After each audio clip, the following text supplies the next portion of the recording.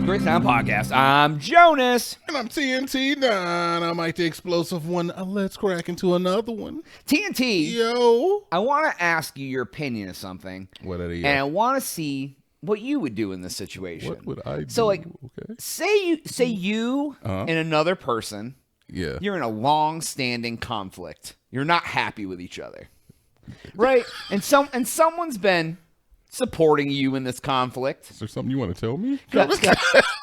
Maybe. Okay. Because the other person has a bad reputation. So they're like, let me support you a little bit on this.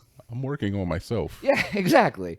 So, they're throwing you some money to help you out, because Throwing you some money. yeah, to help yeah, me and out. and maybe you're not doing the best job of keeping track of it. It's okay though. I'm going through. It's hard out here. Exactly. Like I can't keep track of everything, brother. I'm trying. Right, and then somebody else sticks their nose in a little bit, and they're like, "Hey, this conflict needs to stop." And you know what? We need all the money back. Yeah. And this needs to stop now. Come to my house and we'll talk about it. Well, look, if you borrow money from a person, yeah, you have to pay it back. So I would pay it back. Like, Right. So, there's a paper trail somewhere. okay, fair. So they sit you down in a room. They sit me down. Yeah, in the room. you, the mediator, and his little brother in front of a whole audience, and then they berate you. They don't. And tell you that you haven't given enough thanks, and without them, the conflict would have been over a long time ago. All right. I mean, I kind of think that you're talking about the whole Zelensky thing that happened a couple days ago. Is that what we're talking about? How did you guess? I don't know. It kind of felt it was a weird way to go about it, and I respect your choice. But So, anyways, yes, Yes. I'm talking about when they brought the leader of Ukraine to the White House, and then Trump and J.D. Vance just kind of belittled him in front of the press. And then, told me he wasn't thankful enough for what we've done. I don't know. It was weird. Yeah.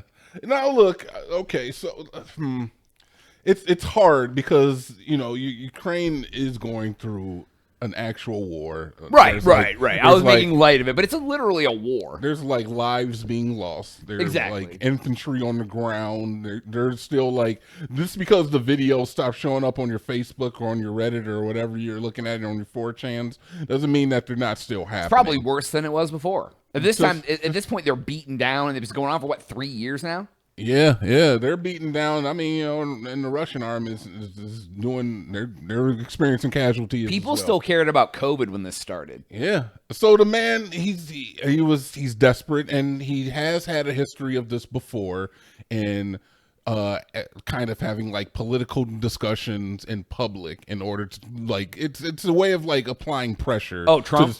No, Zelensky. Oh, Zelensky. Yeah, this isn't I've actually been paying attention to this issue a little bit, and this is not the first time that he's been I'm going to have this political discussion in public on camera so that it kind of applies pressure to the situation, because, it's trying to be transparent so people can see what happened, I guess, too. Yeah, but the thing is that there's kind of an ancillary with show business and politics. He was a comedian before. So you get a comedian and Trump together in a room. That is not what I mean. Oh, got you. Sorry. There's an ancillary between show business and politics where it's all about appearances, and you don't have certain conversations in front of the fans. All right? I feel you. So you don't ask me if I can go on tour with you in front of the fans. You talk to my stylist, not my stylist. My agent. You talk to my agent, and then we go over the legal, and if everything works out, then yeah, we go on a tour and we act like we're best friends. But don't try to force that on me, just because you're opening for me at the concert. Come on, Drake shows up and asks Kendrick to go on tour with him. Yeah, and it's just bad optics, especially when I say no, So It's not the first time that Zelensky has done that, and I'm not necessarily saying is that the response that he got was warranted. He got kicked out of the White House. He got kicked out of the White House. They told him that that he was playing with World War III. Threats of taking away all the support. Threats. In fact, they have stopped some support already. As of now, It's like Friday evening. So this happened today, but this is coming out on Monday. So. Yeah, as of now, they stopped. It was like something about rebuilding the power infrastructure that we were putting, apparently America was putting some money into.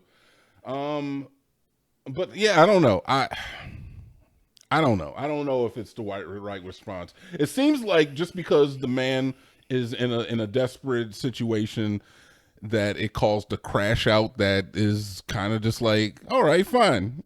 You want to be, I guess disrespectful, then F all of your country. It's this weird energy. It's very weird energy when the actions of two men can like affect the lives of millions. Well, and the thing that's really disgusting about it is that it's all like posturing, and like there's literally people like while that was happening today, I guarantee you some people were dying in that war. Oh, 100%. Yeah. And that's kind of like the idea is like when you are in a position of power, and whether you agree or disagree with the actions of Zelensky or Trump and Vance, when you're dealing with millions of people, you cannot sit up there and be angry at one person and their actions and then say, well, F all of your people. Right. You have a responsibility as a leader for every life. To be and also to be the bigger man and just kind of for every life in your country. That goes for Zelensky's actions, which might have had some reason with the fact that he tried to put a little pressure and to get more funds. Yes, I'm desperate. I'm looking out for all my people. On the same note as a president of a country, you have to say it's like there are more than just you sitting in front of me, sir. There's millions of people that you represent. And yes, Trump is definitely representing America because it's a lot of money going over there. We have to be real. There's a lot of money and the people here may be suffering from it. I don't know. There's definitely some feels about that because we send them hundreds of billions of dollars, and there's lots of causes in this country that could use hundreds of billions of dollars. We're not sending them hundreds of billions of U.S. dollars. We're not taking your tax money and sending it to them. This is money that you want to know that we're that money that the defense can't account for in their budget. That's where it's going. We are sending them guns. We are sending them weaponry. Yes, we put a price tag on it, and it translates into American dollars, but your money isn't going to that. That's not what it is. The budget that the defense has, that's where it's going. All right? And it's going to be recouped to some extent. It's just that the numbers changed a little bit, but the recouping is still going to happen. Yeah, it was pretty wild that he called J.D. Vance a bitch on TV in Russian or Ukrainian or whatever. That was pretty wild. I mean, look, I love America and I have respect for The Office, but J.D. Vance is kind of a bitch, Like, I could have swore to God that Elon Musk was the vice president. I think he has more responsibility. Oh, Jesus, that's insane. But yeah, I don't know, man. It's a bad look for everybody. Like, I don't think anybody came out of that looking strong. This is the new face of America, man. How do you feel about J.D. Vance? What? No. J.D. Vance? No, Zelensky? The situation, Jones. This is the new look of America. Oh, it's the roughneck, fire everybody, streamline the government. I mean, get in there and get your hands dirty. Sure. That's one way to look at it. That's insane. You feel like it's insane? You think the country is taking a turn for the worse? Is that what you're saying? Oh, look at that. We're out of time.